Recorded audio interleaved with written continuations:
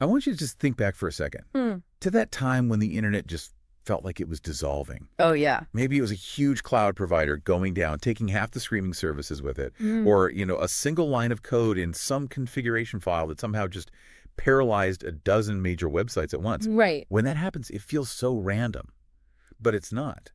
It's really a symptom of a much deeper structural problem with how the modern web is built. It's absolutely structural. We've basically outsourced the most critical functions of the internet. Things like DNS, content delivery. Exactly. Name resolution, security certificates, all of it. And it's going to fewer and fewer players. This reliance, it creates these widespread vulnerabilities. The whole ecosystem becomes less stable. That is exactly what we are digging into today. We've been looking at some really recent findings on how to measure and understand this hidden fragility. So we're going to try and extract the most crucial bits of knowledge about why the web is so delicate, and we're tackling two big risk factors: the hidden dependencies between providers and the performance bottlenecks within them. I'm David, and I'm joined by Sophia. Welcome, everyone, to techdaily.ai. You can sponsor this podcast for just $25. Your message will be featured across major platforms like Apple Podcasts, Amazon Music, Spotify, and more. If you're interested, contact info@techdaily.ai to get started today. And when we talk about web resilience risk, we're really moving past the simple stuff, like, a single hack or one component failing. Right. We're focusing on this complex mesh, this ecosystem. Researchers call it INTERWIP infrastructure provider dependencies, or INTERWIP for short. Okay, let's unpack this a little bit. So we're talking about those services that just work in the background, the ones nobody thinks about. The invisible plumbing of the internet. Yeah, exactly. The domain name system, DNS, that turns names into numbers, the CDNs that make things fast, and the certificate authorities, the CAs, for security. And the key thing is, they don't just provide services to websites. They rely heavily on each other. It's like finding out your house's foundation relies on your neighbor's house being stable. That's a perfect analogy. You might choose, provider A for your website, but provider A needs provider B for their name resolution. And provider B might need provider C for its security checks. Exactly. And now you're tied into that entire chain. We saw a really stark example of this. Take a huge streaming site, say Netflix. They use Symantec as their certificate authority. Okay. But Symantec, in turn, often uses VeriSign for its critical DNS services. So wait, if VeriSign, a company Netflix has no direct relationship with, has a massive failure, then Netflix's ability to validate its own security certificates could be compromised. It's a huge hidden risk. wow. And the first thing driving this fragility is just sheer consolidation. When you have all these competing websites all relying on the same tiny handful of giants, you create massive single points of failure. But hold on. Isn't the argument that choosing the biggest provider, like an Amazon or a Cloudflare, means you're choosing the one with the most money and engineers to prevent failure? Is consolidation always bad? That's the counter argument. And it makes sense on the surface. But the data just screams otherwise. Really? Yeah. While those giants are incredibly robust, their failure mode is catastrophic simply because of how much of the market they own. We found that the top 3 providers for services like CDN or DNS critically affect between 50 and 70% of the world's top 100,000 websites. 50 to 70%. Over half the world's critical traffic is relying on just 3 companies for each of those core services. The inherent risk in that is it's staggering. What really surprised me, though, was the trend. I mean, we've seen these outages. We know the danger. So you'd think the industry would self-correct, right? You would think so, but it barely did. And in some areas, it actually got worse. How so? The critical dependency on DNS providers specifically, it increased by almost 5% for top websites between 2016 and 2020. After all the big outages. After the painful lessons from the 2016 DIN attack, which we should definitely talk about, the web just grew more reliant on a few DNS suppliers. We didn't learn the redundancy lesson. That's genuinely terrifying. So it means we can't just look at who a website pays directly? We have to follow these hidden multi-step chains to see the whole picture. And that is the indirect or transitive dependency problem. It's this multi-hop effect. If you're running a business, you might feel really confident about the uptime guarantees from your CDN provider. Sure. But if that CDN provider relies on a certain DNS service, you are now indirectly just as dependent on that DNS service too. The 2016 DIN attack is the perfect real-world trauma that shows this risk. It was just a massive DDoS attack against DIN, a major DNS provider. Exactly. So let's trace the chain for a service that went down that day, like Pinterest. Okay. Pinterest, the social site, used Fastly for its content delivery network, a great choice.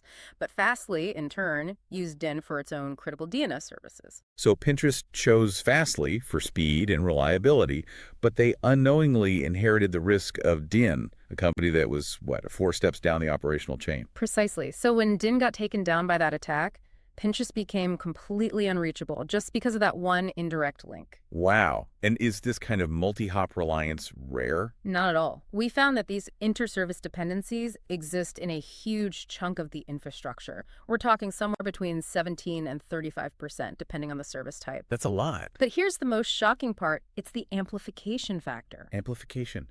So if I fail, I take down my direct customers.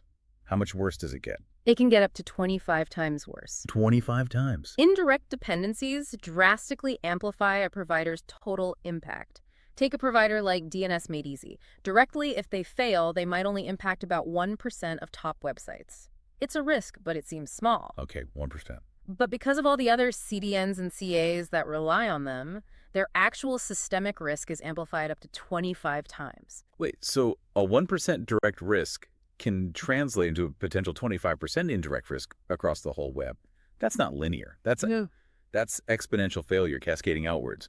How do you even measure a 25x factor? It's measured by mapping out the entire dependency graph. You count every single time a website or another provider supporting that website touches the core provider you're looking at. I see. And that shows you the sheer leverage these centralized companies hold. So if you're a developer relying on a major CDN, you're not just exposed to their bugs, you're exposed to the vulnerabilities of dozens of their suppliers who you know nothing about. And what's interesting is that this risk profile, it seems to shift dramatically depending on where you are in the world. Precisely. We looked at research focused specifically on Africa-specific websites, ones visited, hosted, or operated mainly within the continent. Yeah. When you compare it to the U.S., the structural vulnerabilities are just amplified. How so? Is it just fewer options, or is there something else going on? It's both. Third-party dependencies are generally 5 to 12% more common in Africa than in the U.S. And for the most popular sites, that gap can grow up to 25%. So the pressure to just use the one cheapest, most effective solution creates this fragility. Exactly. And the centralization is high because redundancy paying for multiple DNS or CDN services, it's expensive, especially for smaller local businesses. That makes sense. And the concentration is alarming. A single DNS provider serves over 40% of Africa-visited websites. In the U.S., that number is closer to 34%. It's even more concentrated. Much more.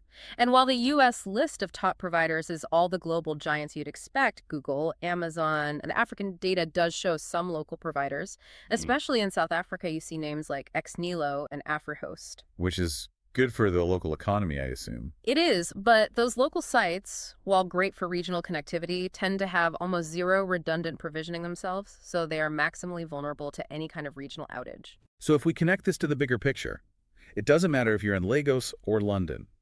The big takeaway is this urgent need for redundancy planning that goes way beyond your direct contract. That is the core recommendation. Web services have to actively figure out their hidden dependencies. So who do my providers rely on? Exactly, before a failure happens. And the major providers, they need to be totally transparent about their own internal dependencies and actively encourage redundancy for their clients. Like, making it simple to set up a secondary DNS. Okay, so we've spent a lot of time on these external dependencies. The inter-WIP risk, where provider A takes down provider B. But let's shift gears. What about internal network vulnerability? The inter-WIP risk. Right. Because even the biggest, most independent providers can fail if their own internal architecture just chokes. And that internal risk usually comes from these complex boxes called network functions, or NFs. What are those? They're the software or hardware that are critical for security and performance. So things like load balancers, firewalls, intrusion prevention systems, web application firewalls, the things we rely on to sort and filter all the traffic. But the irony is that these defenses, the things meant to protect the network, they often become the single point of failure themselves, especially when they're under attack. That's precisely the failure mode. The data is stunning. 52% of service providers reported that their firewalls failed or became crippling bottlenecks during a massive DDoS attack. So they just get overwhelmed and choke. They choke. The operator needs to know exactly how much traffic that firewall can handle before it just collapses. That sounds like a huge challenge, especially in the cloud where you're running virtual firewalls. How do you estimate the maximum capacity of one of those things deep inside a cloud network without, running a huge load test that might take the whole thing down? Well, that's where some really innovative research comes in. It's a concept called remote network function capacity estimation, and it uses a tool called NFTY. NFTY. Okay, what's the big idea behind it? NFTY is designed to figure out the absolute maximum packet processing capacity of an NF by sending just minimal, carefully structured probing traffic. So instead of a flood, it's more like a surgical strike. Exactly. It sends these short, intense bursts of packets that are designed to instantaneously stress the NF just for a fraction of a second. And what are you looking for when you send those bursts? We're looking for something called packet dispersion. Think of it like a traffic jam right before a narrow tunnel. Okay. If you send a steady stream of cars, they keep their distance. But if you send a sudden, heavy burst, the speed limit of the tunnel, the NF's capacity, forces those cars to bunch up and then spread out again, increasing the time gap between them as they exit. So NFTY measures that time gap, that dispersion on the other side. That's right. The tool identifies the exact moment the network function starts to queue packets or bottleneck, even if it's just for a moment. It's very clever. And does it work around some of the modern hardware tricks? It does, and crucially, it overcomes issues that defeat traditional tools. Right. Modern CPUs use things like dynamic voltage and frequency scaling where the chip throttles up or down. Right, to save power. Yeah, and aggressive multi-threading. These features can make an NF look really robust under light testing, which misleads operators. NFTY is specifically engineered to defeat those by creating an immediate sharp stress spike that reveals the true underlying capacity. So it finds the actual breaking point, not just the advertised one. Exactly. NFTY accurately estimates NF capacity consistently within 10% error. And it's been proven effective against complex commercial NFs deployed in the cloud, like a Fortinet firewall running inside an AWS instance. Which means operators can finally provision these things correctly and minimize the risk of those internal stress-induced outages. That's the goal. This has been a fantastic look into the hidden vulnerabilities of the web. We've covered two major risk areas. First, the consolidation and multi-hop risk across the web, the inter-WAP dependency chains. And second, the performance risk inside individual provider networks, the inter-WAP bottlenecks caused by their own network functions failing. And the unifying theme across both of these is really the need for continuous external monitoring. Right. The ultimate vision here is for something like a web resilience observatory, something designed to periodically measure all these risk factors in real time. The dependencies, the regional vulnerabilities, the internal bottlenecks. So that everyone can see where the weak points are. Exactly. That kind of comprehensive knowledge is the only way to inform better policies and empower operators to make the web fundamentally more stable for everyone. This really makes you realize just how many layers of hidden complexity and single points of failure sit between you and, the content you're trying to access. That makes me wonder. What kind of critical security measure or performance function might you be relying on today that could, in fact, be the next single point of cascading failure for your business? Thank you for joining us on this conversation. And one more reminder, I'm David and I'm joined by Sophia. Welcome everyone to techdaily.ai. You can sponsor this podcast for just $25. Your message will be featured across major platforms like Apple Podcasts, Amazon Music, Spotify, and more. If you're interested, contact info@techdaily.ai to get started today.